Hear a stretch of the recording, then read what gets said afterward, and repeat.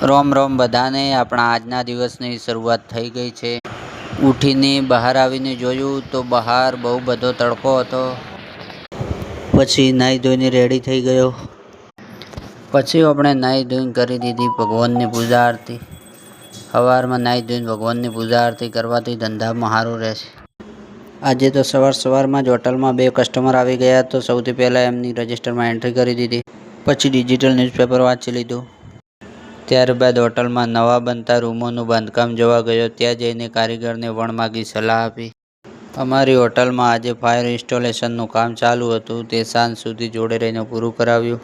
ત્યારબાદ ધરતીપુત્ર હોવાને નાતે બહાર જઈને આકાશ તરફ નજર કરી, પરંતુ ત્યાં વરસાદ આવવાના કોઈ અણસાર દેખાતા ન હતા. પછી સાંજની પૂજા આરતી કરી લીધી.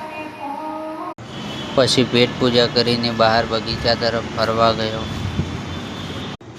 રાતના 11 વાગ્યા છે. હોટલ ગેસ્ટની એન્ટ્રી કરી. હોટલના બધાય રૂમો આજે પેક છે.